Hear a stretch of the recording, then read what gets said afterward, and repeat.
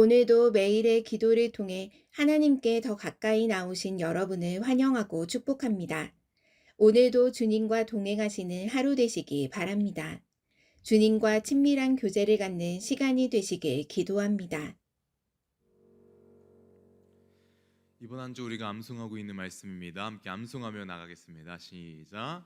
기록되었으되 내가 거룩하니 너희도 거룩할지어다 하셨느니라. 베드로전서 1장 16절 말씀. 아멘. 오늘 우리에게 주신 하나님 말씀입니다. 출애굽기 20장 15절입니다. 함께 읽겠습니다. 시작. 도둑질하지 말라. 아멘. 오늘은 10계명 중 여덟 번째 계명으로 도둑질하지 말라라는 말씀을 함께 우리가 묵상하며 나가려 합니다. 김지찬 교수라는 교수님께서 쓰신 데칼로그라는 책을 보면 현대인들이 이 도둑질하지 말라라는 계명을 하찮게 여기는 두 가지 이유가 있다라고 합니다. 하나는 나와는 별로 상관없는 계명이다라고 생각하는 것이고, 또 다른 하나는 이 세상의 모든 사람들이 다 도둑놈인데 뭘 그렇게 따져야 하냐라는 것이죠. 지나가는 사람들에게 갑자기 야 이 도둑놈아! 라고 부르면 100명 중 99명 다 뒤를 돌아본다고 합니다. 그리고 그 나머지 한 명은 왜 뒤돌아보지 않냐? 진짜 도둑이기 때문에 모른 척한다라고 하는 것이죠. 저는 이 모든 사람이 도둑이다라는 이야기가 저에게 좀 큰 의미로 다가왔는데요.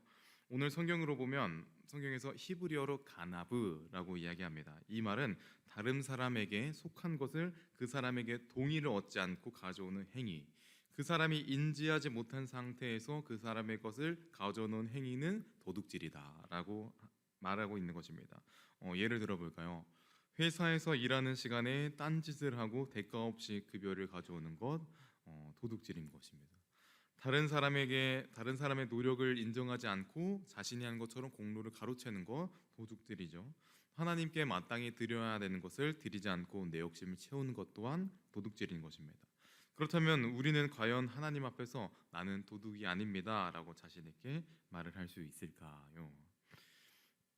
오늘 계명은 우리에게 남의 물건을 훔치면 안 된다라는 이야기를 넘어서 삶의 태도, 주변 이들과의 관계, 그리고 하나님을 대하는 자세까지 다루는 깊은 메시지를 좀 다루고 있습니다. 오늘 아침 말씀을 시작하며 이렇게 부탁드립니다.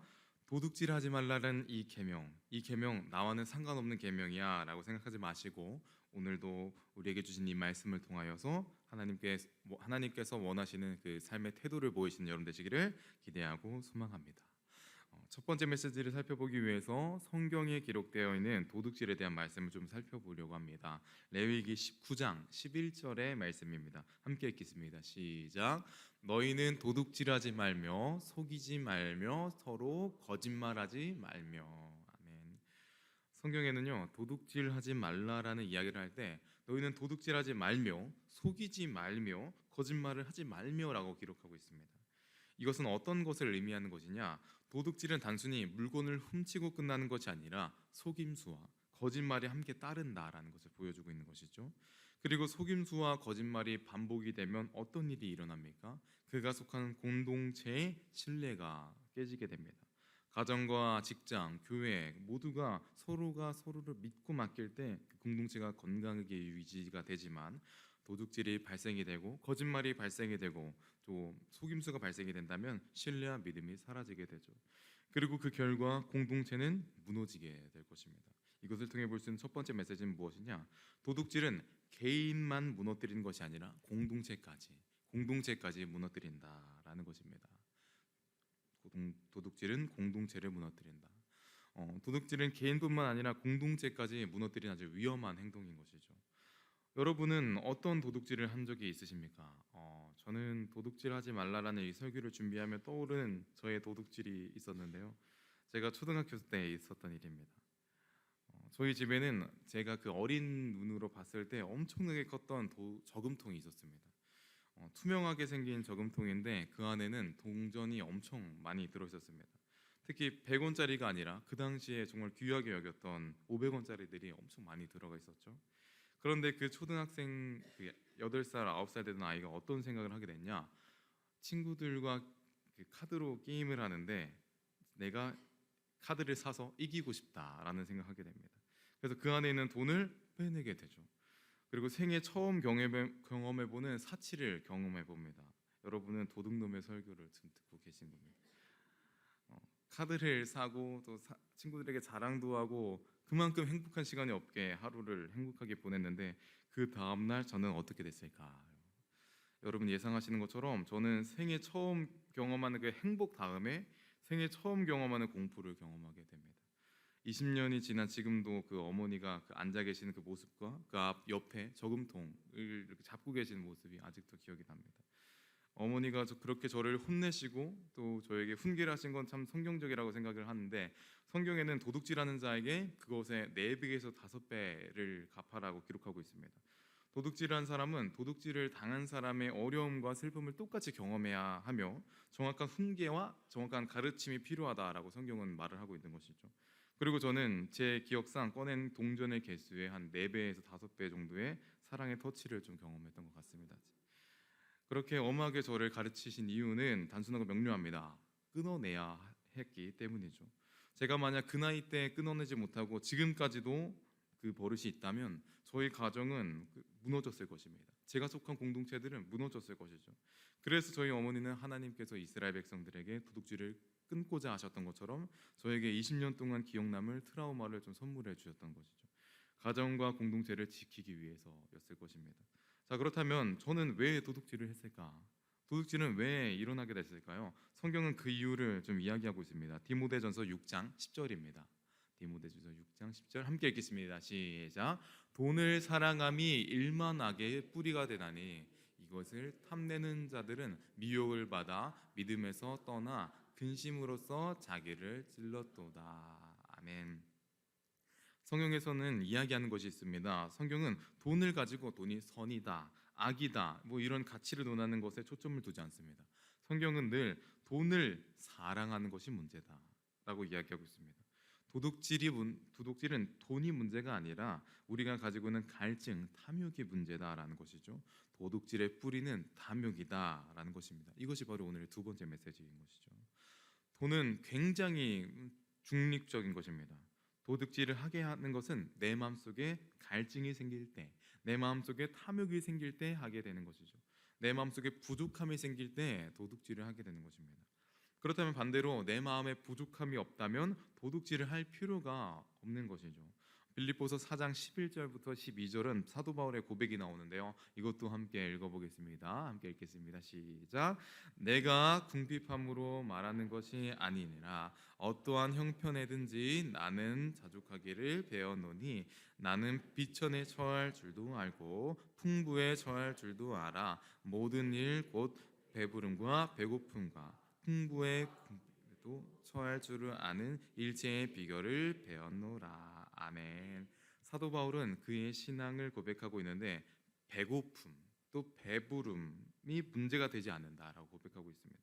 왜 그럴까요? 사도 바울의 마음에는 하나님이 그를 사용하신다는 그 소명이 있었기 때문입니다. 하나님이 그를 불렀고 하나님이 그를 먹이시고 하나님이 그를 인도하신다는 부르심에 대한 소명이 있었기 때문에 그는 배부름, 배고픔, 돈, 세상 이 모든 것이 중요하지 않게 되었던 것이죠. 하나님이 인도하신다는 소명 그것이 우리 마음에 있게 된다면 탐욕은 사라지고 도둑질은 필요 없게 되는 것입니다. 삭개오라는 세리장 또한 그랬습니다. 그는 부당하게 돈을 거두며 살았었죠. 탐욕에 휩싸여서 도둑질을 하며 살았던 것입니다. 그런데 예수님을 만나게 됩니다. 그리고 어떻게 됩니까? 그는 도둑질한 모든 것을 돌려주고 가난한 자들을 돕는 삶을 살게 됩니다. 예수님을 만나자 하나님이 우리 자신을 불렀다는 소명을 깨닫고 탐욕이 사라지게 된 것입니다. 여러분께 부탁드립니다. 우리 마음 가운데 여전한 탐욕이 있다면 다시 한번 기억해 주십시오. 하나님께서 우리와 함께 계신다는 사실을, 하나님이 우리의 삶을 이끄신다는 것을, 하나님이 우리를 채우신다는 것을 기억하심으로 탐욕을 넘어서셔서 탐욕을 넘어서시는 여러분 되시기를 간절히 소망합니다. 자, 여러분께 묻고 싶습니다. 다음 메시지를 넘어가기 전에 여러분께 묻고 싶은 게 있는데, 만약에 오늘 여러분이 길을 걸으시다가 말도 안 되겠지만 1억을 주었다고 한번 생각해 봅시다. 1억을 주었다. 그렇다면 당연히 여러분께서 주인을 찾아주시겠죠. 우리 교회 분들은 99% 정도 주인을 찾아주실 것입니다. 그렇다면 1,000만 원을 주셨다면 찾아주시겠죠. 이것도. 그러면 100만 원을 주셨다면 찾아주시겠죠? 10만 원부터 여기가 어렵습니다. 10만 원을 주셨다. 이걸 찾아줘야 되나 말아야 되나. 그렇다면 만 원. 이것은 정말 찾아주는 수고가 더 들 만큼 좀 애매한 상황이 생기는 것 같습니다. 그런데 우리가 도둑질을 하지 않으려면 어떻게 해야 하죠? 탐욕을 품지 않고 좀 찾아주려는 노력을 해야 됩니다. 찾아주려고 노력하다가 그래도 못 찾게 되면 뭐 헌금을 하시거나 필요한 이들을 위해 사용을 해야 하죠. 도둑질을 하지 않는 것은 참 어렵고 이상적인 것입니다. 또 여러분께서 뭐 식당에서 식사를 하셨는데 점원의 실수로 적게 계산이 됐다라고 생각을 해봅시다. 그렇다면 하나님이 역시 날 사랑하셔라고 생각하고 나를 위해 서비스를 주셨다라고 생각하시면 안 되고, 귀찮으시더라도 다시 한번 계산을 하기 위해 정확하게 지불을 하셔야 합니다. 참 어렵고 참 이상적이죠. 어떻게 보면 좀 미련해 보일 수도 있습니다. 그런데 이 이상적인 세상 어디서 많이 보고 듣지 않으셨습니까? 마치 성경 속에 기록된 하나님의 나라와 같지 않으십니까? 탐욕은 없고 정의와 사랑이 넘치는 그 나라, 악은 사라지고 선이 넘치고 누구 하나 손해보지 않고 의와 평강과 기쁨이 넘치는 나라, 우리가 조금은 미련하고 조금은 손해보더라도 도둑질하지 않는 그 나라를 꿈꾸고 실천한다면 그곳은 바로 하나님의 나라가 되어가는 것이죠. 이것이 바로 오늘의 세 번째 메시지입니다. 도둑질하지 않는 삶은 하나님의 나라를 만들어가는 것이다 라는 것입니다. 도둑질하지 않는 삶은 하나님의 나라를 만들어가는 것이다. 제가 제 이야기를 또 드리자면, 제가 몇 달 전에 갑자기 통장에 400만 원이란 금액이 갑자기 들어왔습니다. 이게 큰 돈이고 작은 돈이고 떠나서 저에게는 좀 깜짝 놀라는 순간이었습니다. 확인해 보니까 처음 본 이름으로 돈이 이렇게 들어온 것입니다. 통장 핸드폰으로 확인해 보니 제가 그 돈을 볼 때 어떤 생각이 들었을까? 하나님이 날 사랑하셔라는 생각이 들었습니다. 하나님이 내가 필요하신 거 가지고 누군가를 나를 통해 보내셨구나라는 생각이 첫 번째로 들었습니다. 그런데 갑자기 또 이런 생각이 찾아오는 겁니다. 아, 이거 누군가에게 소중한 돈일 수 있겠구나. 그래서 지금 엄청 곤란한 상황에 처했을 수도 있겠구나라는 생각이 갑자기 찾아온 겁니다. 그래서 은행에 좀 어떻게 되는 건지 좀 알아보고 찾아봤는데, 이게 주인의 전화번호나 이런 거 찾는 것이 어렵다라고 하는 겁니다. 그래서 경찰에게 전화를 해보라고 해서 이거 어떻게 진짜 해야 되나 어떻게 해야지라고 고민하는 순간 딱 떠오른 겁니다. 아, 이전에 살고 있었던 집에 보증금이 들어온 거구나. 제가 제가 이번에 이사를 했는데 그 전에 넣었던 보증금의 일부가 들어온 거구나. 그래서 참 순간적으로 내가 참 바보 같다라는 생각을 하면서 좀 참 다행이다라는 생각이 좀 들더라고요. 그런데 제가 이 당시에 어떤 마음으로 돈을 좀 찾아주려고 했을까? 지금 와서 좀 돌이켜 보니까 내가 실수했을 때 누군가가 이렇게 해줬으면 좋겠다라는 마음으로 좀 했던 것 같습니다. 내가 잘못해서 봤을 때 누군가가 옆에서 이렇게 도와줬으면 좋겠다라는 마음으로, 그러니 나도 도와줘야겠다라는 마음으로 찾아봤던 것 같습니다. 그러니 이런 마음들이 모였을 때 하나님의 나라가 됨을 저는 믿습니다. 그런데 저도 만약에 400만 원이 아니라 40만 원, 4만 원이 들어왔다면 찾아주기가 참 어렵고 좀 애매했을 것 같습니다. 하지만 하나님의 나라를 만들어가기 위해 저도 좀 노력해 보겠습니다. 그러니 여러분께 부탁드립니다. 성경이 우리에게 말하는 도둑질하지 말라라는 진정한 의미는 너희가 있는 곳을 하나님의 나라로 만들어라라는 하나님의 명령임을 기억하심으로 여러분의 오늘 하루를 하나님의 나라로 만들어 가신 여러분 되시기를 간절히 소망합니다. 마지막 손하고 선포하겠습니다. 오늘 하루를, 여러분의 상황을 하나님의 나라로 만들어 주십시오. 이 시간 우리 첫 번째, 오늘 주님께서 주신 것에 만족하고 감사하며 정직한 삶을 살게 하소서.